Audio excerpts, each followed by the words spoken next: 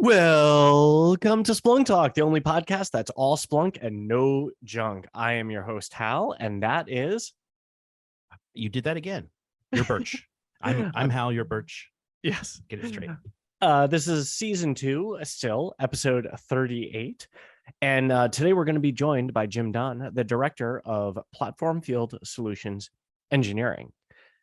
But before we get into any of that, Mr. Hal, what have you got to say? Well, it's been interesting. It's been interesting. Yeah. It's been a minute since we recorded. I want to do more of that. And I was thinking, you want to wait longer between recordings? Yeah. I want to extenuate that out. Let's see how far we can push it. No, sort of the opposite. Maybe. Let's see. I want to hear from y'all, and I want to see if there's people that are out there that have things they want to hear. So give us some ideas.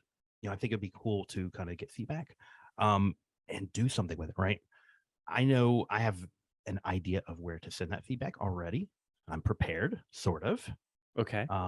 But before I answer the question, what are your thoughts on that idea? Yeah, that's awesome.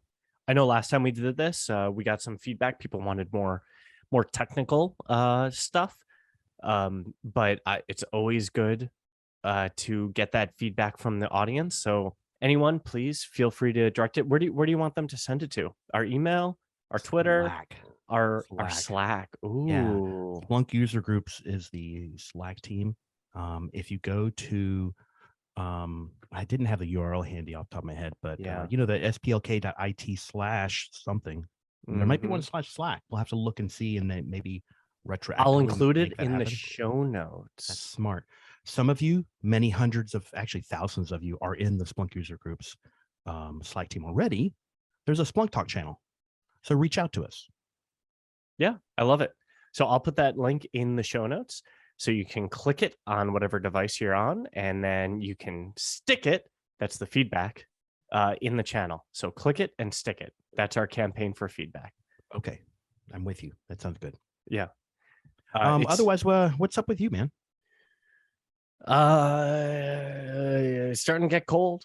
Not happy about that. Got some good stuff, good progress happening in the dev ecosystem space. Nice. So that's been pretty awesome. What else is going on? Let's see. Well, on the weather front, I mean, you're in the Northeast. I'm not. I'm in the South. Right. So the weather turning for me is pleasant, because this is like, yay, and then you got a break. 90% humidity and mid 80s, high mid 90s kind of temperature. So yeah, I'm kind of like, yes, I can walk outside. That's kind of nice. How about from a tech side? Any cool new, especially Splunk related things going on? Well, two. One Splunk related and one that is not. Yeah. The one that is not. Have you ever messed with AI art generation? There's a bit of a thing going on. I have a friend who's super into it, and every time I talk to him, he's telling me all about it. All right. And I think he and I need to talk so that I don't bore you to tears about it. Well, it's just whenever people talk about it, I'm like, I mean, it sounds interesting, and I'm trying to understand what is fun about it. And then we started, there's one where like it's open and you can submit stuff. So we were like punching in some terms and submitting things and see what generates. He was taking his kids' art and submitting it and having it render it as realistic. Art. That was cool. Yeah. I mean, I'm a technologist is a part of it. So trying to figure this out, and it's a total new space. It's an excuse for me to learn more about data science. So it's actually kind of like, I will geek out about that. And then secondly, I suck at art. Like, so I can't do stick figures hardly, so to me, it's like a new means of expression, visual expression. So, that's good. So the background that you're looking at behind my image, if y'all are watching the video, hey, it could be Gandalf's office, right? This is just a crazy idea that I had, and boom, it's kind of made real. So, you had that created?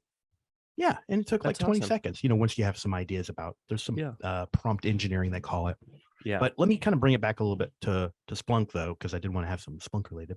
You remember way back at .conf, way back. One of the projects that came out is in a private preview. It's called Edge Processor. And this is one of the projects that or the releases that I'm tracking as in my day job. Like I'm putting a lot of emphasis on that and trying to help that team be successful and all that good stuff. It's cool. It's neat. It will give some new functionality to customers before you index data. So we're talking about stream processing, edge processing. You're kind of, you can do routing, masking, filtering, and there's things that we talked about at .conf and showed off, and people are in the private preview now. And there'll be a release soon, and I can't talk about dates or anything. But the most interesting part about this is that it will have SPL2 dose. No, that's dose. Yeah, numero dose. That's going to be a big deal. So I'm excited about that. And it's, when it becomes real, it's getting realer every day because I'm tracking it. Yeah. So I'm excited about it. Oh, that's cool. Yeah. Here's another thing to be excited about. We're now going to welcome our special guest for today's episode. Drum roll, please. And here comes Jim Donn heading down the aisle, turning on his audio, fluffing that mustache. Oh, my camera did that thing where it exposes all the things I tried to hide from my camera. Oh, yeah, you got to hide that. You can try it again. Yeah. Okay, there we 1, go. 2, 3. And hold frame. Yeah. Hold frame. If anyone's just listening, we saw more of Jim's awesome workspace.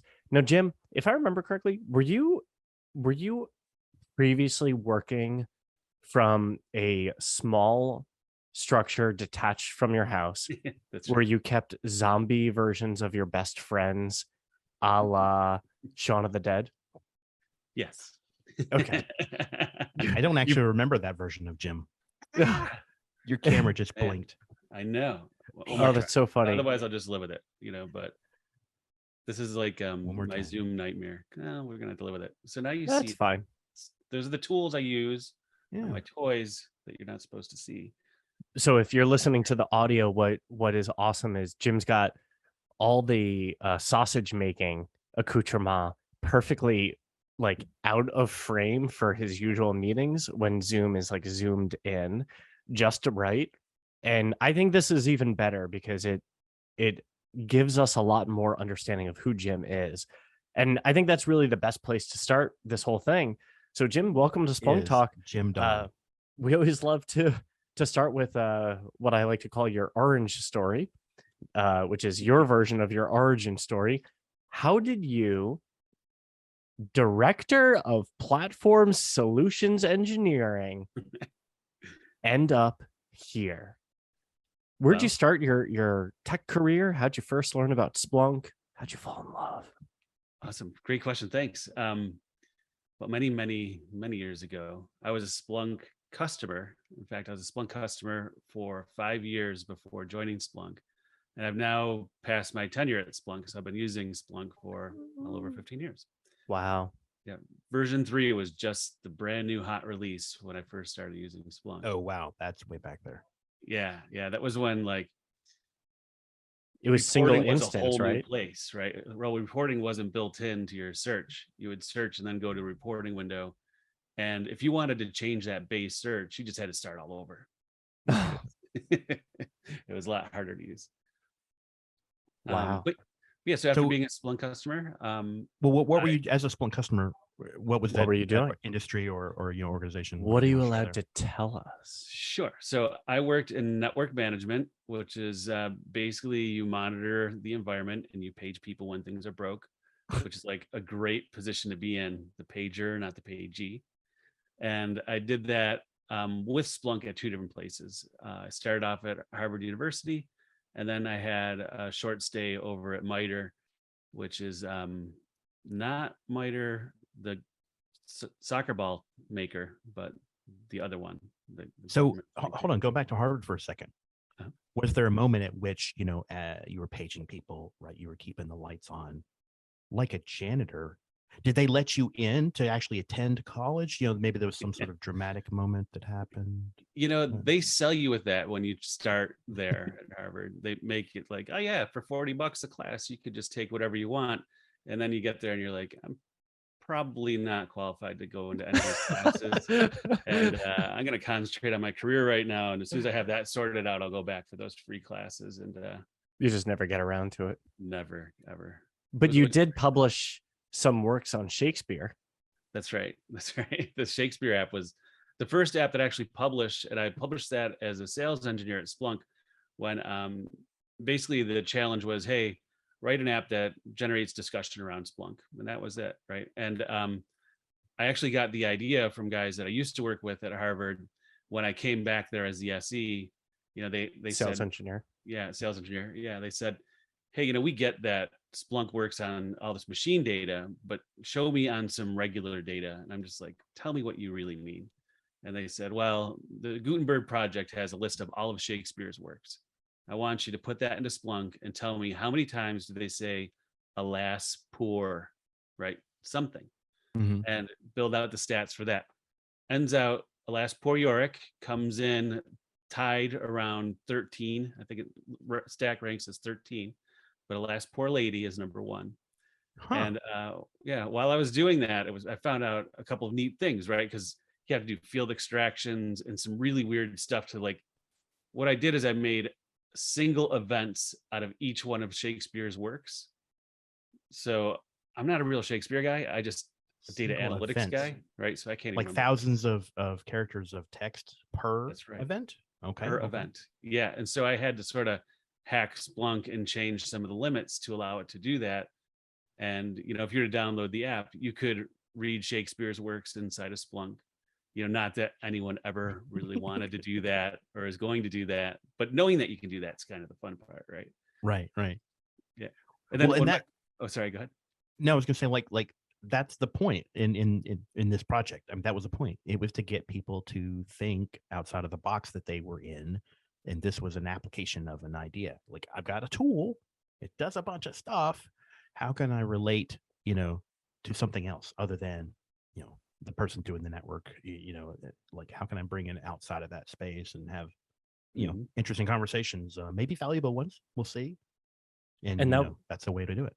And that was back when we used to call them like aha moments, right? It was That's right. Those things where you see it in that meeting with the account team and you're like, wait, what? I can do what? Like, wow. Aha. Exactly. Okay, so you threw down some Shakespeare app. But that was once you were here. So where'd we leave off on the timeline? You spent a bit at MITRE. Yep. And then you were like, I MITRE join Splunk instead. Yeah. Well, the truth is that if the position was available at Splunk at the time I joined MITRE, I probably would have never made it to MITRE. But timing, you can't time timing, right? And so sometimes opportunities pop up, at inconspicuous times, and you just have to take them, right? I would like to, since you brought that up, that's one of my favorite. Are we going to play the jingle? Favorite life things is that when I was looking at coming to Splunk, and I had only been at my prior employer briefly, I spoke to Jim, and Jim said, you can't time life. You can't time opportunities, just like you can't time tragedies. And I was like, wow, this guy's brilliant. I want to work with him. It turned out he wasn't as smart. He must have taken it from someone else. So in turn, I now share that knowledge and pretend it's mine. Plagiarism beget plagiarism. That's awesome. Yeah, the thing I'm kind of hiding, and I'll just come out and say it, like, I only spent 6 months at MITRE, and it wasn't because I didn't like MITRE. It was actually a really, really interesting place to work at. It was just the timing of the opportunity at Splunk that had me leave. So what'd you do when you joined Splunk? I was a sales engineer in the Northeast. And so that meant at that time, we covered everything from the edge of New York City, where they didn't want to drive anymore, to Maine, not including New York State. Okay, gotcha. It's Yeah, actually a rather large state. I mean, as far as states go. New York is big. Yeah. Massachusetts, smaller. Rhode Island, smallest, probably. and then Connecticut's kind of teeny, but it's nice. You can hit 3-4 states in a single drive in New England. Very cool. So what were some of the things that you learned as a sales engineer that kind of like help you out today? Good question. First, that people have a very wide variety of use cases for Splunk, and that even if you had the same use case at 2 different customers, they would implement them in 2 different ways. So like, even when I was using Splunk as the customer, like what really drew me to it was the flexibility, right? We were using it to basically do all of the things that every other application that we had wouldn't do. So we would use it as the glue in between the two, and and fill in all the gaps. And then the more I was doing that, the more I wanted to just bring all event data into Splunk and make that like my manager of managers. And that was the path I was headed down when I left Harvard. Wow. That seems often like manager of managers, and I always thought it was silly because it was like, yes, we all have mom issues. That's right. There's a shirt there's actually Oh, a really? shirt. I'm trying to A remember the Splunk shirt? actual tagline. I can't. Yeah. But there is a Splunk tagline with mom in it. So, Jim, when you first came to Splunk as a sales engineer, Mhm. that was very interesting. But I think what everyone really wants to know is that Area 51 back there? What arcade are we seeing? That is Tempest. And so Oh, it's the original. It's not like one of the one-ups that are like a smaller version. It's original, Nice. has like the old school vector graphics. So it's super bright and super fast. But it's just wireframes. I wow. actually played it earlier this week and got near my high score, but I don't know if I'll ever reach it again. I bet you spend a lot of quarters on that thing. I've yet to empty out the cash box, and that's sort of I'm gonna fill it until I run out of quarters, because I bought a lot of quarters, right? Because I got sick of doing like all the work. Oh, you didn't do the wiring to like turn that off? No, I like the idea of That's putting funny. money in, and also I wanted it for my kids. Like they kind of do tokens at Chuck E. Cheese's and things like that, but it's not the same. Yeah. Like real money going in there, and then a very limited amount of time, and the better you do, the more you get out of it, kind of thing. Wow. And it's like an investment. So one day you empty that out and suddenly, ta-da, I have a 401k. Yeah, I was thinking more like maybe I'd have another one, but then the door wouldn't open. Oh, that's a good point. Okay, so sales engineer, you did that for a while, and then you helped bring me on board. And then you were like, oh, now that Burch is here, I don't want to be here anymore. So where'd you go next? Yep, I went on to be a Splunk Cloud architect, and that was like part of that transition was because I had a customer who was one of our larger customers move into Splunk Cloud, so I got a lot of really good experience with helping out with that migration. And it's sort of like after you do something like that, that's all you really want to do is cloud. And so that I spent about 4 years there. So it's like 4.5 as an SE, and probably 4.5 as a Splunk Cloud architect before the next role. But so I want to pick on that sentence that you just said. Once you get into it, it's all you want to do, cloud. Do you mean that in the selling sense and bringing the customers to that, or do you mean the technology space? Like, unpack that a little bit.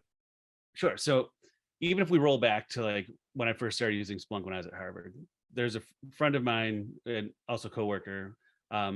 We put it in together, and he was the DevOps guy. So he handled all the hardware. He handled all the upgrades. He ran Splunk infrastructure, and then I would come along and do all the fun stuff like build the apps, right? And with Splunk Cloud, it's almost the same kind of thing, right? We've got the Splunk Cloud team gives you the architecture, handles all the upgrades, does all of the stuff that I don't like to do, right? And then to me, it's sort of like you just get all dessert and someone else eats all the crust on that sandwich, right? And you can just play. So, all right, that makes sense. That's pretty cool. But you just like if we're doing all of that, why does there need to be a cloud architect? What are the parts that you actually had to get right and figure out with the customer? Oh, sure. Just like as you move to the cloud, it doesn't mean you're not going to need a local network, right? You're always going to have a local network. You're always going to have some sort of local servers. And that means you're going to have connectivity between whatever your on-premise data sources are, or maybe they live in the cloud, or maybe it's network gear that's scattered everywhere, right? You're going to have to build a design to send that data up to Splunk Cloud. And you want to do that as efficiently as possible to save time and money, right? So what were the things that Splunk Cloud at that time did well? And then maybe not so well, like what were, because it's evolved over time. That's, I don't know how many years it's been now, 5, 6, 7 years, something like that. Yeah, for sure. So the one part that it's always done really well is been able to ingest data. Like Splunk is first in class is ingesting data. With Splunk Cloud, one of the challenges that we had in the very beginning was around app installation. And as an app developer, that was one that sort of hit me the most at first. I'm like, we need to figure this out. And that was day Do you know one. what I was doing at the time that you were experiencing that side? You were the developer evangelist. Yes, and I owned the app vetting project for a period of time right then. Yeah, exactly. So it used to be, And that's all now my mess. Yeah, that's and right. my team, my peers. That's right. Yeah, so the process to get an app installed was fairly lengthy. The whole app vetting process was being introduced and new, so people would have to make changes to their app to make sure that they were secure enough to run in Splunk Cloud. And having done that for a while, it's really not that difficult to use. But it was a very manual process where all the pieces were separated. And then about 6 months in, maybe a little longer, that was when we were able to get App Inspect put in line for app installations. So you would upload an application, it would automatically go through App Inspect. And then if it passes, you would click install and it would install the app. And that was a huge first step towards making. So what is your view on like why is it so hard? Why can't the customer just install the app? What's the big deal? Yeah, what is the big deal? Yeah. I'd say there's a few things. First, we want to make sure that you're not doing things that will hurt you or the Splunk Cloud stack itself from a security perspective. Like when we look at App Inspect, I would say the majority of those checks are about security. Are you putting passwords in clear text? It happens, right? In fact, that first customer I told you about, the first application we put through App Inspect, they had all of their credentials in clear text for this custom version of webhooks that they were using. And that was like their ticket integration was this custom version of webhooks. And, we turned around and we told them like, hey, it was denied because you're passing, your credentials in clear text. And by the way, change those. Yeah. They literally said, oops, we thought we fixed that. Came back a day later with a new version of the app, and then it passed and it was installed. And what's kind of funny is like, I've probably told that story 100 times, right? Because it's true. But the more I tell it, the more I think maybe they were setting us up to see if we would allow an application into Splunk Cloud that would allow passwords in clear text, because they fixed it immediately, right? Yeah. I think they had the fix just sitting there waiting to go in. That's so interesting. Yeah. That's They one of set my you up.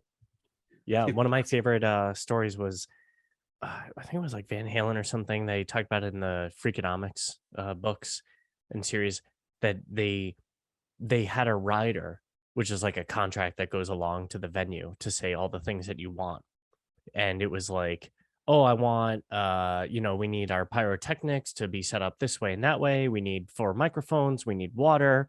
We need a bowl of M&Ms, and there cannot be any green M&Ms. And everyone, like for years, were like, these guys are insane. They ask for such ridiculous things. Like they want you to pick out every green M&M. And it was signaling. And that was not the point. That was not the point. The point was when they showed up, if they didn't have a bowl of M&Ms without green, they knew that you didn't really read all their rider. And they had very dangerous pyrotechnic stuff. Mm-hmm. So to Jim's point, like maybe this customer submitted this thing, put some bonk, passwords in there just to see how secure is this platform and how detail oriented was the process. And yeah. No, that's awesome. Interesting. So that makes sense. That's a security perspective of like, why can't we just, put those apps in there? What else do you got? What are some other challenges that we have to figure out? Because I want to get the customers to understand, like, this is, if it were easy, we would have just done it. There's more to it. And I've got a technical one for you if you want, Jim. If you're going to interrupt me and just like steal the show, like you're some sort of co-host. Yeah. Yeah, Okay, like fine. that. Fine. Well, there's sort of like this classic debate that I don't think is debated anymore, but this thing on like how does a customer get their data to the cloud, given traditionally they would just use universal forwarders, lightweight, uncooked data, lower on the network. When Splunk cooks the data, it actually is like endowing it with more metadata, so it goes from like 15% of its original size to like 45, 50% or whatever. So it's more on the wire. It takes more processing time to send and to receive. Um, but on the other hand, a lot of customers don't necessarily want to be punching holes through their firewall That's right. all over the place for all these universal forwarders. So they route to a heavy forwarder. What's your take on it? Like that sounds like a very almost like counterintuitive challenge that y'all had to face. Yeah. So if we, go back to the old days, we used to tell our customers, keep it simple and forward directly to your indexing tier. Don't do any aggregation because you're introducing an unnecessary layer of forwarders. And we didn't want to complicate things. But then with Splunk Cloud, it became very obvious that we really should be doing that for Splunk Cloud customers. We had introduced what's called the intermediate forwarder tier. And all it is an aggregation point for all of your forwarding data that would then just get relayed to Splunk Cloud. And there are really three main reasons, which you pretty much nail them. It's because people didn't want to have a lot of holes in their firewalls. They didn't want to maintain those firewall rules, right? So if you bring on a new server, you decommission an old one, I mean, the last thing anyone wants to do is go back and take care of firewall rules. That's sort of stuff that, over time, someone will get to it, maybe. It's right? technical debt in the Yeah. firewall layer. Oh, and it'll just continue to build until you have to fix all of it. Swiss cheese. Yeah. Yeah.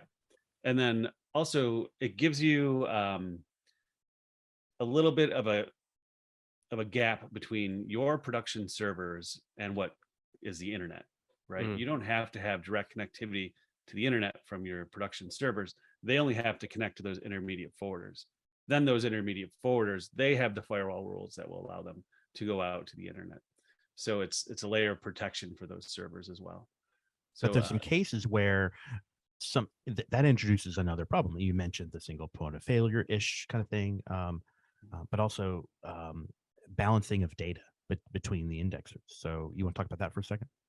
Sure. So there's a configuration at the intermediate forwarder tier that you're going to put in place where, and professional services, by the way, will do this for you, but just be aware that we're going to calculate the number of indexers that you're going to hit, the amount of data that you're going to send, and we're going to increase the number of forwarding pipelines that you have that are active at the same time so that you can forward data to multiple indexers. And the idea here is that you want to have proper data distribution across your entire indexing tier and not just saturate a handful of servers or a handful of indexers rather with that data. So then when you go to search the data, it happens fast. Mm. And so Okay. increasing the pipelines is functionally equivalent to just having more heavy forwarders that send that data over. That's right. It's not much of a overhead to have additional forwarding pipelines on your forwarders. So the Compared to number of having more forwarders, by the way, servers. Yeah. yeah, well, the number of servers at your intermediate forwarder tier is small compared to the total number of servers that you have forwarding data to it, and it's a very many to one type ratio, right? So if you have thousands of forwarders, anticipate tens to maybe 50 intermediate forwarders, depending on how many thousands of forwarders you have. Wow. So we've touched on some challenges with like deploying these apps and how they're different. I wanted to like bring us up to where are we today? Like, has this gotten better over time as far as deploying apps? Sure, it's gotten a lot better. But actually, one thing I do want to do is just swing back around to you, Hal, and your question about the number two thing that happens with App Inspect.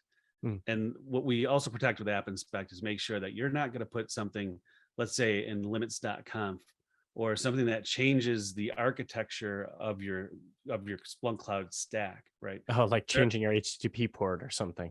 Yeah, exactly. We're not going to allow you to do that because you're going to be inadvertently destroying your own environment, right? So we're trying to make sure that you don't shoot yourself in the foot with a lot of the checks that we have inside of App Inspect as well. But okay, now back to how are things better today? App Inspect is being upgraded to allow you to opt out of some of the manual checks where you can take responsibility for them. Because when you go through App Inspect, you have 3 different lights that can come back. Green for you're good to go, red for you have to go fix it, and then the yellow light would be we need to manually look at this code that you wrote because, well, it's written by a human and we can't trust it, because we can automatically tell you what's good and bad about Splunk configs, but telling you what's good and bad about every Python script or every Perl script or shell script or whatever it is that you wrote it in, right? Because we're not too picky. We allow everything. That takes people to look at it. So my Python script labeled definitely doesn't destroy server.py, and inside has the function does not rm-rf. Exactly. You want to check that?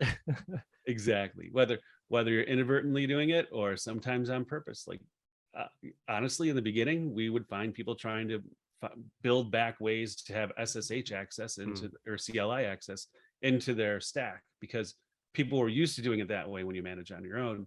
It's different because it's all through the GUI in the beginning of Splunk Cloud. Now we have ACS where you can do things programmatically. So that's What's also this ACS? The admin configuration system, to get that's right. Service, I think. Service, yeah, service. And what? Tell us more. I mean, that sounds. Sure. So if you wanted to programmatically configure, let's say 100 indexes, that would take a long time through the GUI, right?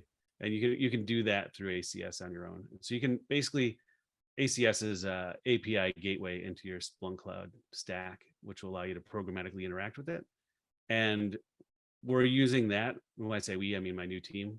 We're using that as the tool that on the back end, which we're going to help automate some other things that will help customers get to Splunk Cloud, like app installations and data migrations. So ACS allows you to do a lot of like admin related functions at scale that you used to do on like the command line or even using the REST API, but now in a more safe way. It's like the bumpers on the bowling alley that is just the on-prem, raw REST endpoints and command line. That's right. And it also gives you an opportunity to have access to things that you used to have to open tickets for.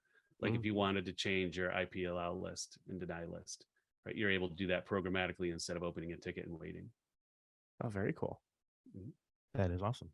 So you mentioned your team, but Yeah. I know, Burch, you said something about wanting to get into some apps. Maybe those are the same thing. Oh, well, before we leave here, Jim has a lot of fun apps and a lot of work apps, and I want to hear about both of them. Also, Jim, I think you might, I don't know if this will come up organically. I think you either have. So I'm going to ham fist it, just force Yeah. it right now. You either have or know of a number of Easter eggs within our products. Oh, sure. So where do you want to start? We want to hear about your team, your apps, and your Easter eggs. All right, I'll tell you about my apps, a couple different apps. So one of the apps that I wrote is the analysis of Splunk-based apps. And we simply take down data from Splunk-base and all the metadata about all the apps. So everything but the payload. And it allows you to search them locally. So you don't have to walk around with like a spreadsheet of what does every Splunk app do on Splunk-based, which was literally a request from a customer. And so instead of giving that spreadsheet, I built the app. And I then was, for an internal project, working on turning that app into a recommendation system that would allow you to, automatically recommend apps based on what you have installed and what you're looking for. And as part of that process, someone approached me and said, hey, if you can Easter egg something funny in there, I'll just vote for your app, whether it's good or not. And so I built it, right? And so I continue to put them in there, right? They're not always the same kind of Easter egg, but if you play around with some of the apps in some weird ways, you'll find some fun stuff in them. I don't really want to give them away. People find them on their own. Yeah. But another app that I wrote, I think it was the end of last year, around December, was like when Wordle was out and became big, right? And I'm a big fan of playing, dictionary based games. So Scrabble, right? Actually, pretty much just Scrabble, because I like Scrabble more than Words with Friends because it's the original, right? But when I saw Wordle come out, I'm playing it. And well, first of all, the good thing and the bad thing about it is that you can only play it once a day. And every time I'm playing it, I'm like, oh my God, I could write this in Splunk. This would be so easy to write in Splunk. And so I did, right? So I wrote my own version of Wordle inside of Splunk. So I call it Splurtle, right? Just merge the two names together. And that was an interesting journey. Took me about a long weekend to write the app, but it took me about 4 months to get through Splunk Legal to get it Oh, man. published. And what I was most worried about was the name, because it's very close to Splunk, right? And I thought they'd say like, no, this is going to damage our, our reputation or our name brand. We don't want you to do that. It floated right by. The thing that they were hung up on was the dictionary, and the dictionary that I used. I didn't filter it. The one for Wordle is filtered, and the one for Wordle, the author goes through and went and basically said, these are the words that we use day to day most often. So these are going to be the easiest to guess. So they're the ones I'm going to use, right? And I was sort of like, well, to make sure that mine's enough different than the author's version, I'll just keep all the words in there. And you just you didn't make a list. You downloaded an existing like dictionary list. Open source, free to use. Like we checked all those boxes. And so this free to use list doesn't necessarily filter out words that may be fine in one culture, but not in another even. Right. They're, let's say, potentially offensive, right? Yes. And my argument was, well, it came from a dictionary, and there's a dictionary in every library that I know of, right? So every, if you're worried about a third grader, why must we be word, the arbiter here at this time? Yeah, and who am I to say what's offensive or not offensive? I don't want to get into that game, right? Who am I to say? Did you say, alas, poor lawyer? Who am I to say? Exactly. And so what I did is I just went back to the internet and spent another day searching for a cleaner dictionary, and I found one that was actually made for Scrabble. And so it wasn't the Wordle one, because someone had found the Wordle dictionary and published it, but it wasn't published in a way where I could reuse it, and get it through legal. But I found one that was like that for Scrabble, so it's not an identical match, but it works, and so it got published. Yeah. Wow. And okay, so how many apps do you have now? Honestly, I don't know. When You've I look lost count enough.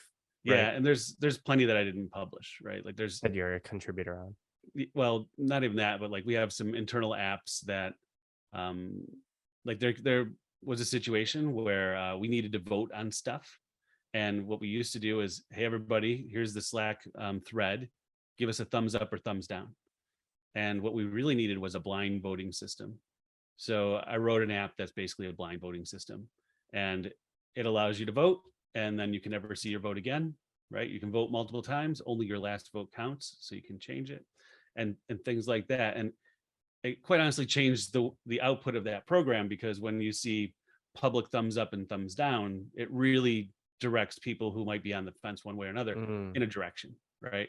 And so now it's truly a blind vote where you get more honesty from the contributors, well, from the voters, about people's while we were evaluating projects, so about the projects that were in front of us. That's an interesting real world problem, because you're very right. We're all in the USA, and our elections are televised, and so there's like reporting and progress updates. And so often it's said that by the time the election hits the West Coast, it doesn't matter. And so it generates like apathy. People don't feel like their votes count equally. There are other countries where they do blind voting. They're not allowed to report or say any results until everyone has had an equal opportunity to vote. So definitely a very real problem at both the Splunk voting level as well as global politics. Yeah, and what's actually kind of interesting, and by the way, I should mention that virtually, I'd say 99% of every app that I work on, I collaborate with other people, because I reach the end of my technical abilities and I have to call in for help. And so when I first built the app, it was semi-blind, but if you were to look at the Splunk jobs and reverse engineer it, and you were a security guru who might have left, right, he might come back and be like, hey, here's who everyone voted for. I'm like, come on, man, you're supposed to be a responsible citizen, right? Yeah. And so I had to get some help. And actually, we took some things that were used in bots and we put it inside of the voting app that made sure that, well, basically the way it works is that when you vote, that vote is submitted as a user that has more permissions than you do, and it'll put the results of it into a KB store you don't have access to. And so, and then I've also updated another KB source separately that just says you voted or you didn't vote. So we know that who's participated and who hasn't, but we don't know how they participated. And so, does that mean I've done a similar app? I have the like request workflow app where it's really just forms, kind of like you did, less pretty UI, and it saves as summary indexes. And so then you just search on whatever was deposited into the summary index. Now that's like trivial because it's just using like the collect command when you click the button and stuff. Yep. But it sounds like you've got them using a different user account. How did you implement that? Like, is it kicking off a search or something?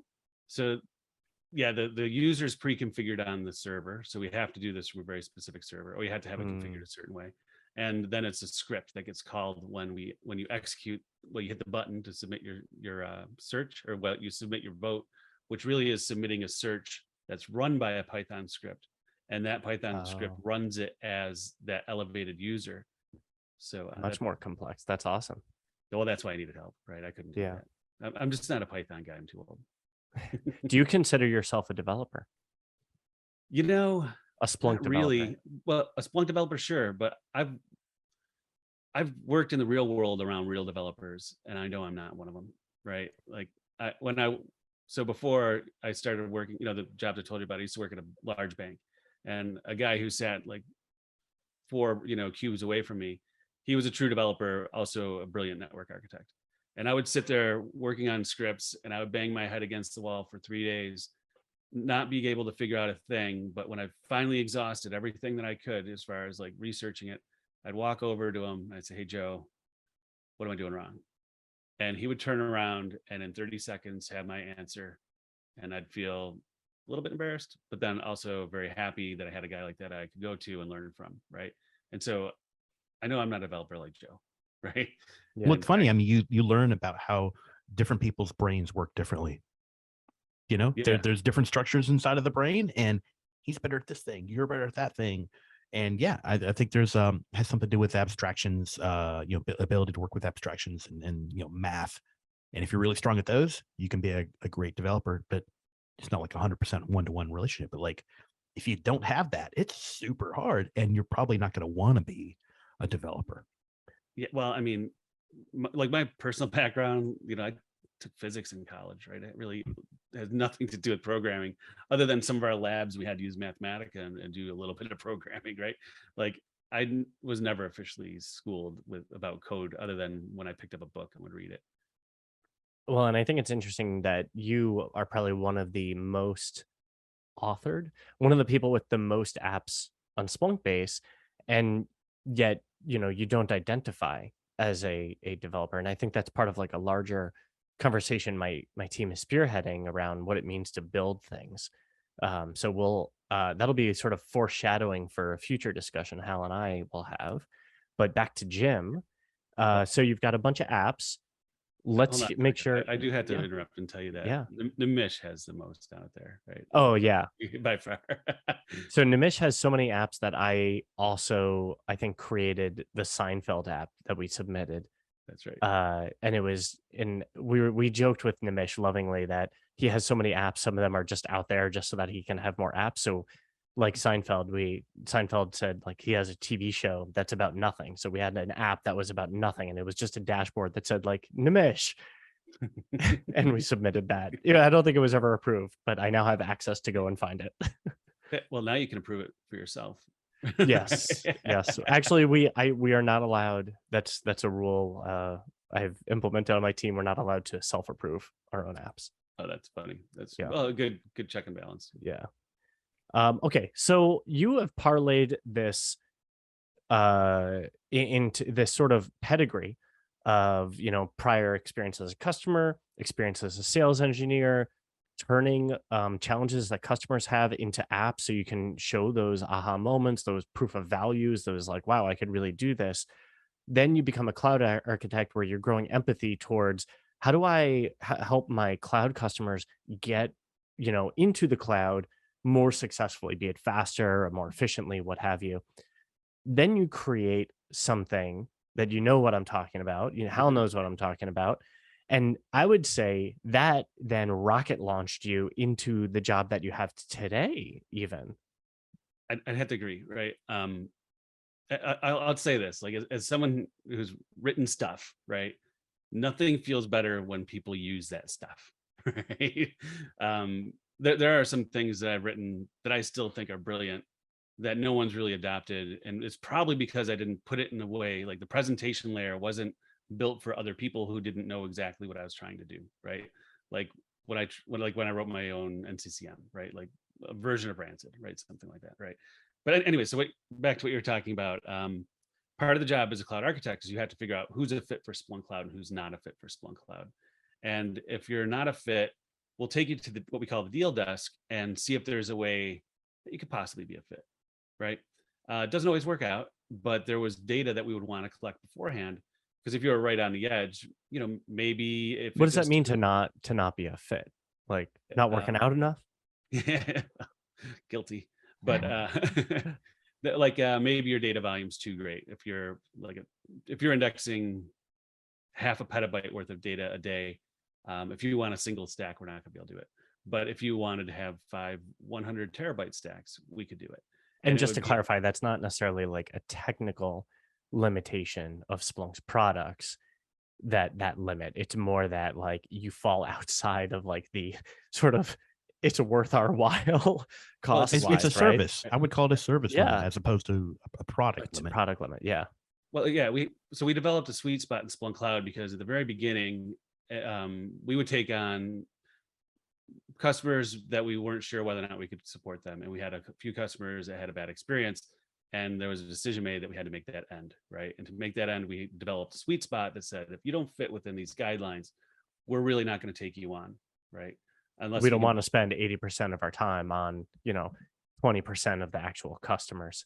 Well, yeah, and we want them to be happy, right? Yeah. I mean, unhappy customers are no good, especially when you're on a subscription base where you renew every year, because you'll just leave.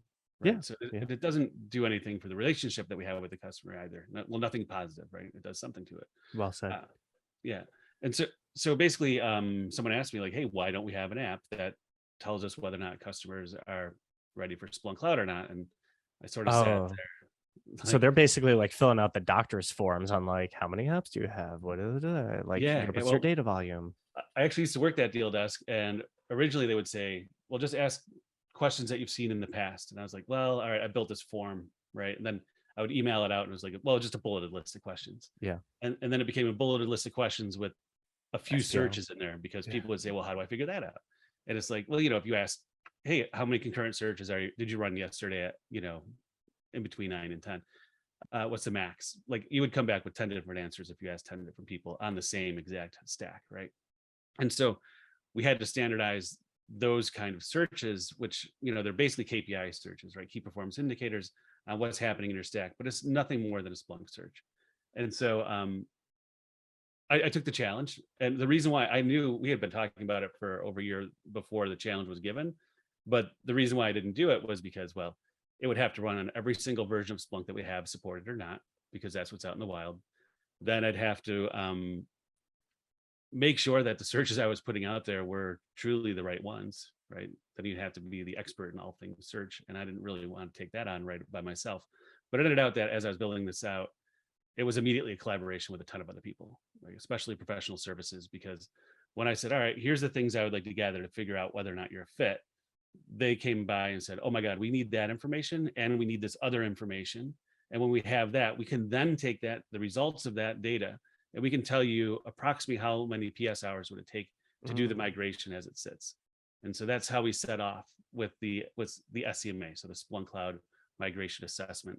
And so that was its original intent, right? Was to collect data about the customer's environment and then allow us to collect it in a way where the data did not contain any PII, and we would store it centrally inside of Splunk so that sales engineers, customer success engineers, professional services people, people associated with that account could all see the data and use the same data to make determinations about what's going to happen with the account. Because I was literally, when I worked with that same customer, I remember they were ones that called us out on it, and they said, professional services came in and just asked us for, spend a day with us, asking us questions, and half of them were the exact same questions you asked us. Don't you guys talk to each other? Mm. Right. And the embarrassing honesty is that we didn't back then, or we were supposed to, and I didn't do it. Right. One of those two. And so this makes it so that we're all using the same data to, about the same customer. So we all have the same vision. Right. Well, and back then it was like you go to a doctor and they're like, oh, where does it hurt? Where does it this? Okay, we'll do some x-rays. Then you go to the next one and they're like, yeah, I don't really trust their work. I don't know under what conditions. I'm going to redo it all. I want it done my way. So PS right. is the same way. And now when you've made it uniform with like you run this search, it's bound by these time parameters and it is what it is. They know exactly how you got there. Yeah. That's right. That's right. So how complicated is it to do one of these migration projects that you have to have that you had to go through this effort to build this tooling? Like, is it the technology? Is it Splunk? Is it the customer? Like why is it this difficult? Well, so there's a couple of things that we achieve by doing this. So we have about 70 checks, let's say. There's like 68, and we may reduce it, but those checks aren't going to be necessary for every single customer. But by collecting that data, we know that there's not a gotcha that's going to happen that didn't get exposed during discovery. Like, for instance, maybe you didn't know that they had 5,000 apps installed in their environment, or that they had 10,000 users, right? And then at the very end of it, and PS goes to show up, and they find out, and they're throwing their arms up in the air, going, "What the heck? This is going to take extra time, and now they want us to do the work for free because we didn't scope it right." Things like that. So the challenge is also that Splunk on premise, or Splunk bring your own license, or customer managed platform, whatever you want to call it, right? We have some guardrails, but not really, right? As a customer, you can do whatever you want with Splunk, and that's really kind of the strength. And like you said before, you could implement the same use case, but in any innumerable different ways. Exactly. It's kind of like Legos, right? Like you can build a spaceship a billion different ways, right? And then when you're like, well, I want the Splunk Cloud spaceship, it might not look like the spaceship you had. So we have to make sure that we're going to at least, give you an airlock chamber and all the things that you need.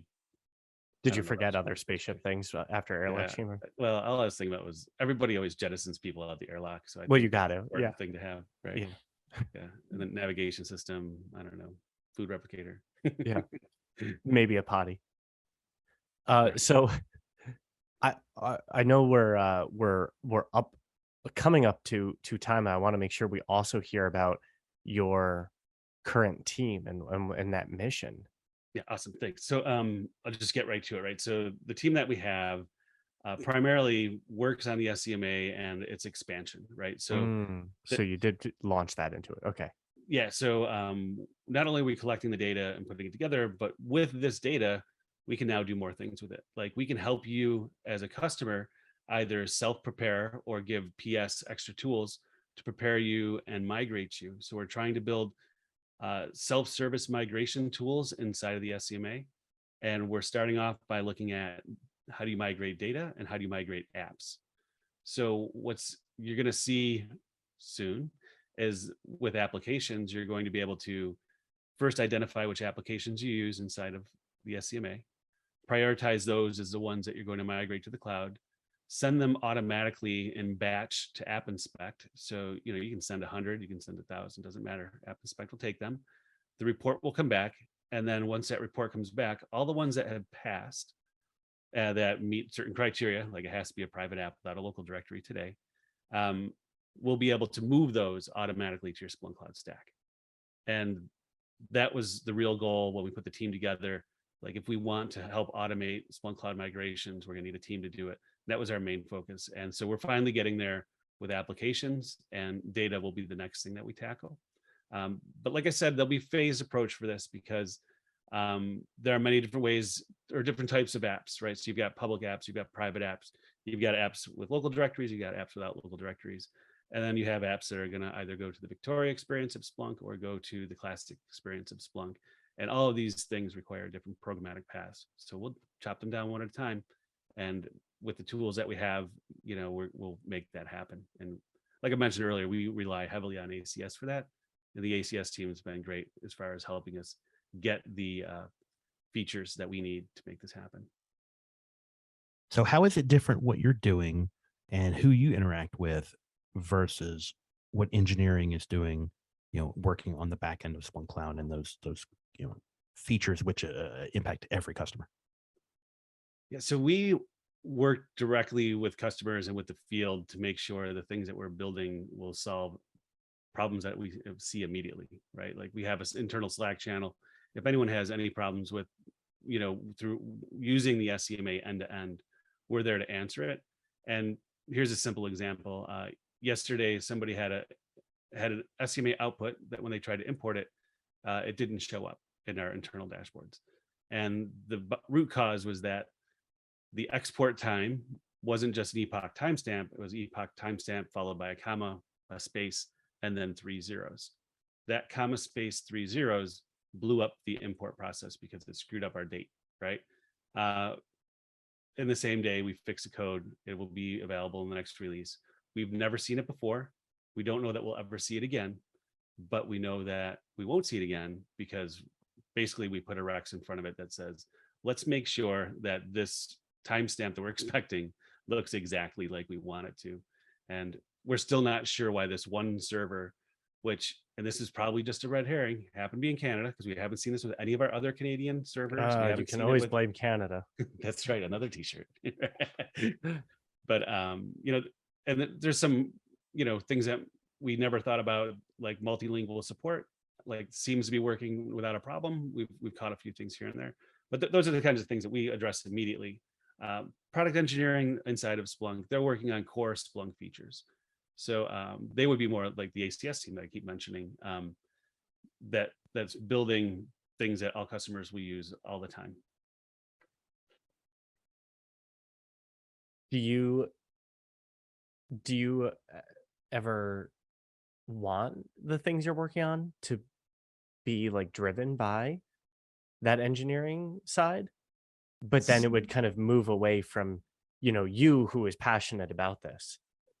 So there are solutions that get developed that absolutely should go over to engineering. Like, let's say we had an enhancement to a TA that helped, actually this just happened this week as well, an enhancement to a TA that supported HA, where it doesn't natively. Because we applied the fix for one customer or maybe two, we shouldn't own that. The TA owner should own that, right? Engineering. Yeah, so it's kind of like adding a contribution back, like the open source kind of world. Yeah, exactly. But these customers needed it because they were doing a migration and it was part of their requirements, right? So we don't always get involved in stuff like that. But I mean, we want our customers to be successful. So we do pick up stuff like that when it comes around. But when it comes around specifically to things like internal to the SCMA or where do I see it going, I kind of want to have control over the direction where it goes. Who writes the code? I really like my team. My team is, quite honestly, I like to refer to them as my Ocean's 11 team because each one is a crack expert in their own field, right? So I've got my, my lock pick, I got my getaway driver, I got my pickpocket, right? Got them all. And which is the Brad Pitt character who's just always chewing on something. You got that guy too. I think in every scene in all of the movies over who's he's Pitt eating. and Clooney, right? Yeah. And it's funny because one day I tried to take our heads and Photoshop them on top of it. Yeah. And I was like, uh-oh, now I got to pick who's who. Oh no. Yeah, and it ended the project. I'm like, I'm not going to do it. I'm not going to be the guy that says I'm Brad Pitt, not you. Yeah. Well, you could be Ed Norton and then you get to be both. Spoiler alert. True story. Hey now. I'm still catching up. I'm halfway through season 1. That was more of a Fight Club I know. reference. I know. Oh, okay. I know that was intentionally awkward. Oh, if it's your first Splunk Talk podcast. Although seriously though, Lost. I'm sometime I am going to get past season 1, episode 4, which is I think where I left off. Oh, I think I got 3 minutes into episode 1 of Star Wars. I mean. Cool. So like last few minutes here, where do you see the future going and how I want to, don't want to discount it. Any questions you had there? Yeah. So, well, a few things. One, we've, one of the team members is the lead developer and creator of the new version of the Chargeback app. And we're going to make that part of the ecosystem. We actually had one customer who is a fairly large customer that says, I want to know exactly what every department's using. We're going to migrate them to Splunk Cloud one department at a time. Now, there's no other tool at Splunk that I'm aware of that gives you business hierarchy other than the Chargeback app. And oh, by the way, it also happens to look exactly at what are you using, right? Each department, what are they using? So we're going to build in a way to make that a little simpler for customers to do if they'd like to choose that path. They'd still run the SCMA, but the Chargeback app's going to give us more insight about their utilization. We're also, this is more of an internal thing, we're redesigning the way that we scope out what the Splunk stack should look like that you would migrate to. It's going to be very specific about what your immediate needs are, and it will expose more of what you will get from your stack than just saying like, hey, you get 1,000 SVCs of compute, right? We're going to try to give a little more information around what you can expect around that. And then further down the line, we're looking at using like a search-based repository for all of our apps that would, you can look for searches inside of Splunk, but then you're inside a different app context and things like that. But having a search repository that would allow you to schedule them and have them leave their data and certain indexes, and then you could just pick up the results and put those into any application that you'd like. That's something that we're looking at, because a lot of the applications that we're building reuse the exact same searches. And so instead of rewriting them and updating them in multiple places, we want to maintain them in one place. And then there's things that like the Chargeback app looks at that's very similar to what we do in the CMC. So why wouldn't we collaborate and bring in the searches that the CMC is using and put them there? And if you're a developer, you could build your own monitoring console from a variety of data sources developed by different teams. Very cool. So I think it's safe to say that you are pretty passionate about innovating. Yes. Thank you. So maybe close us out really quickly with hackathons. I know you participated in a Hack Week project here at Splunk as a judge. Just tell us briefly about that. Yeah, it was super cool. There are about 100 different submissions. You don't get to see them all as a judge. You get a chunk. And the ones I went through on Saturday were all really interesting. There were like a lot of different ideas on how can we both either be more efficient at what we're doing internally at Splunk, but then also there were ideas that would say like, this feature should be added to what we have in Splunk Cloud or core Splunk that makes it much more usable. And those ones I was actually most interested in, because I like changes that get to touch our customers in a positive way that make them want to use Splunk more, make Splunk more usable, right? Like we've talked about at the beginning, like, hey, search and reporting used to be two different windows and they were not tied to each other bidirectionally.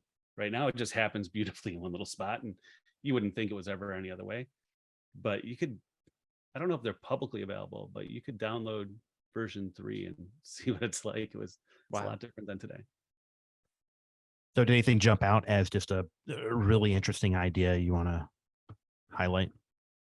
I'm kind of afraid to, because I didn't get to see them all. And I talked to another guy on my team who was also a judge, and he saw things I definitely didn't, because we were exchanging in our team call about like what we thought was most interesting.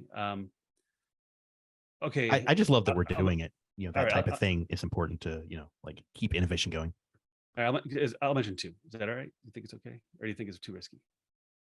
What if they don't make it? Well, that's okay. So one of them was having none of these. So to clarify, none of these and any of the stuff that Jim said his team is working on are, things that are guaranteed roadmap. Splunk could change its mind, shift priorities based on business needs. So no one should make any purchasing decisions based on any of the discussions in these or any other of our ridiculous podcasts. Thank you. Except for the part about Brad Pitt. Jim is definitely Brad Pitt. I'll take it. So yeah, there was one where building a maintenance calendar right into your Splunk Cloud stack, which would allow you to see your maintenance calendars as they come up, or your maintenance windows as they come up, and then also allow you to download a calendar event so you can put it on your personal calendar or work calendar so that you know when it's going to happen, in your day-to-day business as well. That was probably my favorite one. There was another one that would allow you to search the aspects inside of